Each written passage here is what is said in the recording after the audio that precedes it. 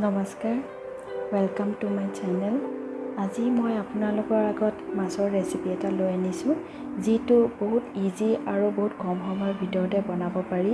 আশা কৰোঁ আপোনালোক সকলোৱে ভাল পাব, আৰু যদি ভাল পায় মোৰ ভিডিঅ'টো লাইক, শ্বেয়াৰ আৰু ছাবস্ক্ৰাইব কৰিবলৈ নাপাহৰিব। গতিকে আহকচোন ৰেচিপিটো বনাবলৈ আৰম্ভ কৰোঁ।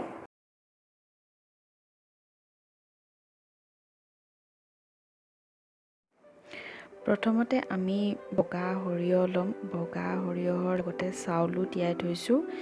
এয়া মই প্ৰায় 3 ঘণ্টা তিয়াই থৈছোঁ। এয়া দেখিছে চাউল আৰু সৰিয়হ। তাৰপিছত ল'ম ৰচুন, আদা, পিঁয়াজ, ধনিয়া আৰু বিলাহী।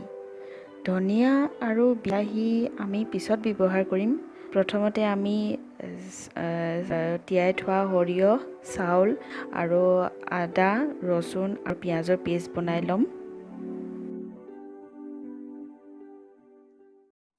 প্ৰথমতে মই পেষ্টখিনি বনাই এয়া গোটেইখিনি মিক্স কৰি দিছোঁ। লগতে অলপ পানীও দিম। পানী বেছিও হ'ব নালাগে, কমো হ'ব নালাগে। এয়া মই অলপ লৰাই দেখাইছোঁ। আৰু নিজৰ আন্দাজমতে অলপ নিমখ দিব। মোৰ পেষ্টখিনি তৈয়াৰ হৈ গ'ল। এয়া দেখিছে বেছি পাতলো হোৱা নাই, ডাঠো হোৱা নাই। এতিয়া আমি কেৰাহীখন গেছত পাতি অলপ গৰম হ'বলৈ দিম। 1 মিনিটৰ কাৰণে কম জুইত মই কেৰাহীখন গৰম হ'বলৈ দিছোঁ। তাৰপিছত মিঠাতেল দিম। জোখতকৈ অলপ বেছিয়ে দিব লাগে। ইয়াত ৰিফাইন তেল ইউজ কৰা নহয়, মিঠাতেলহে দিয়া হয়, যাতে সোৱাদটো ভাল হয়। তেলখিনি অলপ গৰম হোৱাৰ পিছতে মই গেছটো অফ কৰি দিম। যিটো পেষ্ট বনালোঁ সেইখিনি মই গেছটো অফ কৰিহে দিম। এয়া তেলখিনি গৰম হ'ল। এয়া মই এতিয়া পেষ্টখিনি দিব লৈছোঁ।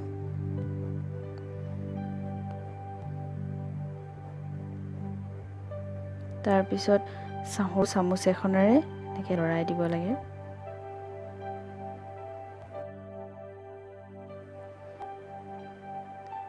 ইয়াৰ পিছত আমি ইয়াৰ ওপৰত মাছখিনি দিম। মই আধা ফ্ৰাই কৰা মাছ লৈছোঁ। ইয়াৰ জেগাত কেঁচা মাছো ল'ব পাৰি। এয়া আধা ফ্ৰাই কৰা। এইকেইপিচ মই এতিয়া পেষ্টখিনিৰ ওপৰত লাহেকৈ দি দিম।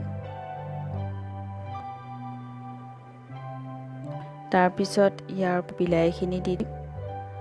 ধনিয়াখিনি এতিয়াই নিদিওঁ, ধনিয়াখিনি যেতিয়া হৈ যাব, এইখিনি সিজি যাব, তাৰ আগতহে দিম। এতিয়া বিলাহী দিম। বিলাহীখিনি মই সৰু সৰুকৈ কাটি দিছোঁ।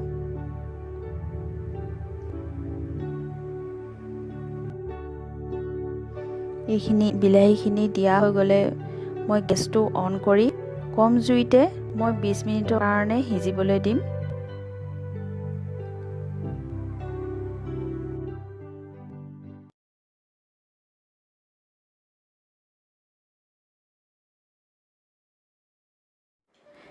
বিশ মিনিট হৈ গ'ল।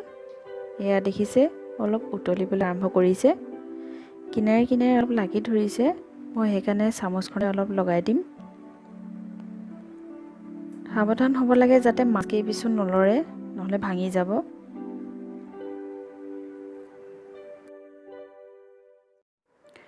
দুই মিনিটমান অলপ সিজিবলৈ দি আকৌ চাইছোঁ। এয়া দেখিছে অলপ লাগি লাগি ধৰিছে। মই ইয়াত এতিয়া অলপ গৰম পানী দিম।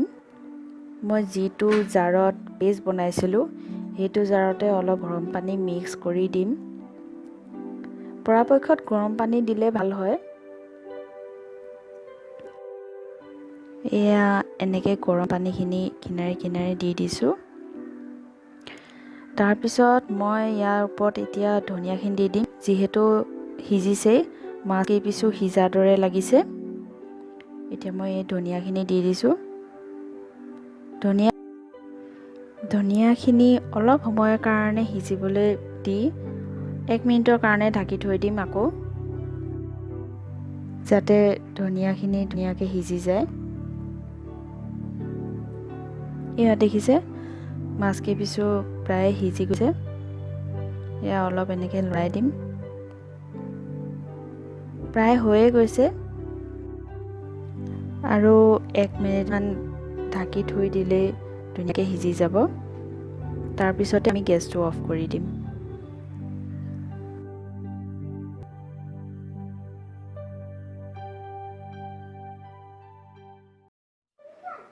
এক মিনিটৰ পাছত চাইছোঁ, এয়া ধুনীয়াকৈ সিজি গ'ল। মাছকেইপিছো ধুনীয়াকৈ সিজি গ'ল, ধনিয়াখিনিও ধুনীয়াকৈ মিলি গৈছে। গতিকে আমাৰ এয়া আঞ্জাবিধ তৈয়াৰ হৈ গ'ল।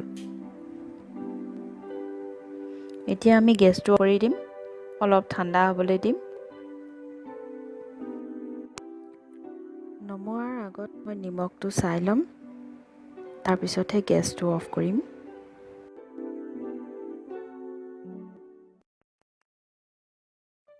অলপ ঠাণ্ডা হোৱাৰ পিছতে মই এতিয়া এইখিনি বাতি এটাত উলিয়াই দিম। দেখিছে পানীখিনি যথেষ্ট শুকাই গৈছে।